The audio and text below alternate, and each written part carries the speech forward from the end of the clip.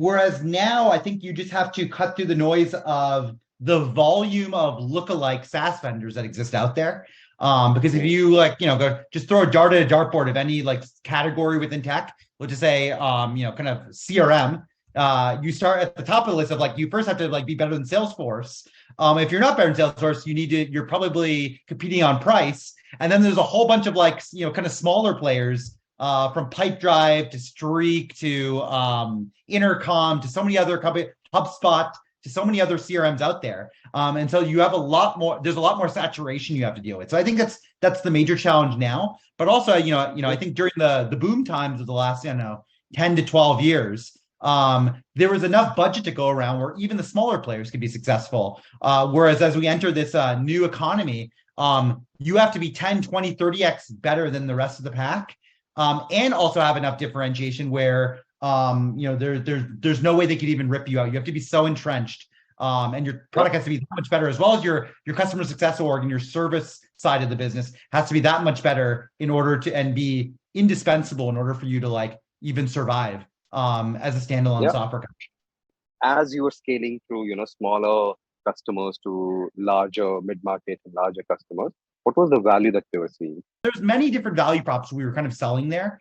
But a lot of it is you have to be very you have to adapt to what you think your buyer wants. Some buyers care about efficiency and running lean. Some buyers only care about response times, and other buyers care about just doing things differently against the status quo of like using a ticketing system, which is like the easy option versus let's do something that's like really, really delightful for customers.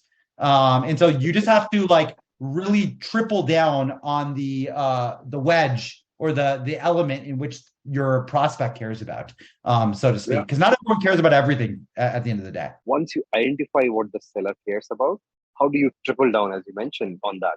When I go get in touch with these folks, let me figure out the lay of the land of what is the title of the people that care about my product and care about the value we bring. Why do they care about this, and why do they care about this right now? What efficiencies or what dividends is this going to pay to that buyer for their business? How is this product going to make our customer look good? Your goal is to always make your champion look really good. And my litmus test is, will this help your champion get promoted if they deploy your solution? Because that, I think, essentially is what drives kind of decisions in companies. And then through that, you have to make sure that how important are you in the stack rank of things that they care about over the course of the next 6 to 9 months. Like, where are you in the pecking order? Does this company, the classic BANT, does this company have budget for this? Is it important enough for them to allocate budget to this? Who else is involved in the decision? Who else is your champion going to have to convince if they're just an end user, maybe not the one with the budget? Why should they consider you versus the alternatives? Obviously you can imagine it's like playing a game. Every game scenario is different, and you just have to dynamically figure out, what's your solution to the puzzle, so to speak, right? Like, how do we navigate this complexity on the other side of maybe we have imperfect information? How do we navigate that to essentially get to the final boss, which is the CFO maybe, and then we win the game, right? Current economy. The bear market today, where sales cycles are getting longer. It is the CFOs are coming in and questioning the value of the tools you're buying. How are you approaching this phase? At the end of the day, you have to very much prove your value of the technology you're selling and why you're indispensable. And again, a lot of things, a lot of these things are happening now. You have to make these investments now, or you have to start making these investments like 6 months ago, which is like working with your champions, making sure the product's fully deployed, depending on what product you're selling, or if you're selling like infrastructure, making sure it's being used, making sure that they're having a great experience with the product. Obviously there's certain areas within technology that are going to be more insulated than others. Like, for example, if you're an infra where it was like a 6 to 12 week implementation process, there's a high likelihood they're not going to rip you out, and you'll probably be good. But if you're consumption-based billing, maybe you'll see some sort of contraction there. But if you're seat-based, you need to make sure that you're looking at your whole customer base and monitoring engagement. Are these people logging into the tool? Are they using it? Having frequent dialogue with your champions to make sure that their end users as well as themselves are finding value. Making sure that you're, you're having, if you have renewal conversations, can you lock in a multi-year contract now?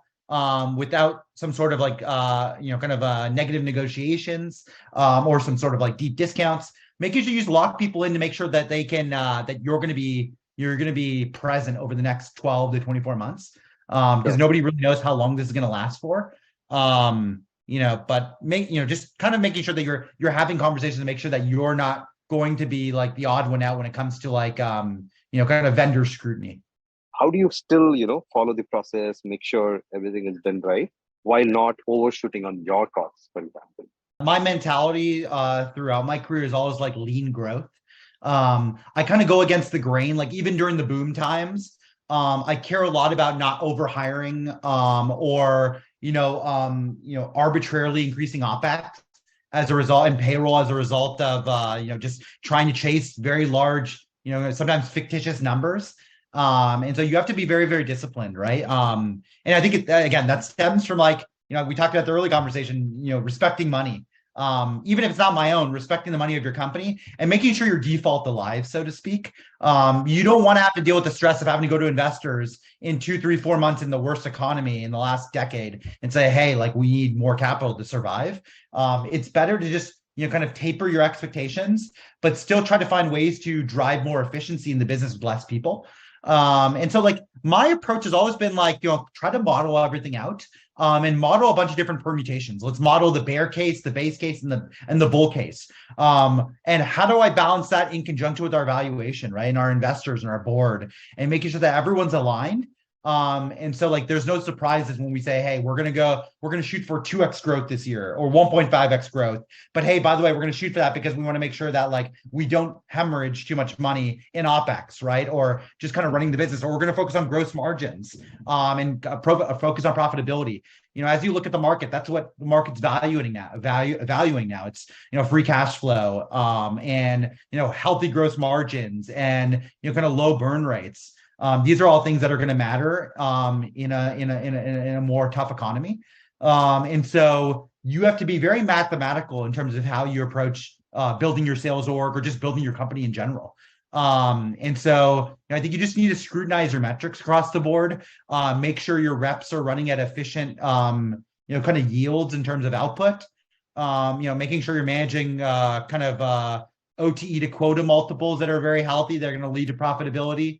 And then also kind of look at, your pipeline generation and, monitor a bunch of different inputs to see when do I start to make that next incremental hire if it's on sales, right? I think we're so wired to say, oh, we want to hit, 5 million, let's hire 5 more AEs, but maybe the demand gen or the lead volume doesn't support it, right? Or maybe you don't have evidence that you can generate enough leads as a 100% outbound focused rep to be able to hit your quota. And then that leads to a losing morale that then kind of snowballs into attrition in the company. There's just a lot of cause and effect problems that come up when you aren't very disciplined and methodical and thoughtful about how you build and scale a company. And so you have to have a very holistic picture of everything that's going on, not just what's happening in the sales org and the revenue org, but just managing expectations with everybody, whether it's the exec team or the board or your own team, up and down the spectrum. Making sure that everyone's kind of aligned and making sure you're not stretching yourself too much or overextending yourself to the point that something breaks. What's your advice to an individual seller in the middle of this? I mean, there's a few things. There's many things you have to take care of and manage and keep an eye on, right? Number one is, am I continuing to bring in build a very healthy pipeline? A lot of people use the metric of pipeline to quota coverage, where it's let's look at our close rate across the team. Let's look at my individual close rate. You need to be very metrics minded. What is my individual close rate? What's my team's close rate? Why is, John closing more deals than Jane? What do they do differently? And how do I get my close rate up to best in class? That's number one. Also, what activities lead to that level of pipeline generation? And so monitoring that every single month, whether you're on a monthly cadence or a quarterly cadence, I always say it's always good to just do it in micro chunks. So, doing on a monthly basis to make sure I'm generating enough pipeline coverage in net new prospects. They're getting far enough down the funnel that I will have a shot of hitting my quota every single quarter, every single month. I think that's very, very important. I think it's important to kind of like also be, kind of working with marketing and working with, sales ops and rev ops and sales enablement, to make sure that, kind of like we are, kind of like targeting the right buyers in this economy, and making sure that like, kind of like I'm getting there before other vendors.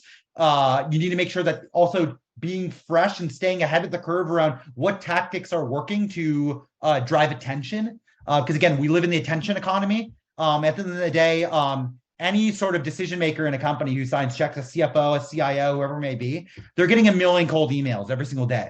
And not only that, they're getting solicited from all their customers, which are their functional heads in their company, trying to like evaluate tools that they might use to like keep their function operational. And so you have to cut through all that noise to show that you are the most critical thing they need to think about right now. And whatever your value prop may be, sometimes it will be important and sometimes it won't be. But planting that seed early on and taking the long view into it, where maybe this won't close this quarter, but this could be a great opportunity in 9 months. And not just like, you have to have a very, very disciplined follow-up game to make sure that you're keeping them warm with thought leadership content and useful messaging, or inviting them to events, or whatever investments you might be making as a go-to-market team, making sure you're keeping them warm so that domino will fall, 9 months from now or 12 months from now, which will help you, right? So, I think a lot of people are very myopic. They don't think long-term. They think very much in sprints of a quarter or a month or whatever their quota cadence is. You have to be thinking about the long-term. I think that's going to be very, very important, but also just making sure that you adapt your pitch based on what type of economy we're entering, where it's like, what is your ROI and how do you save me money? I think those are going to be the two things that are most important, when, especially given that like everything's going to be scrutinized by the CFO. The buck's going to stop with the CFO. They're going to be making the final call on things. You need to make sure that you have a very compelling argument of why you're mission critical.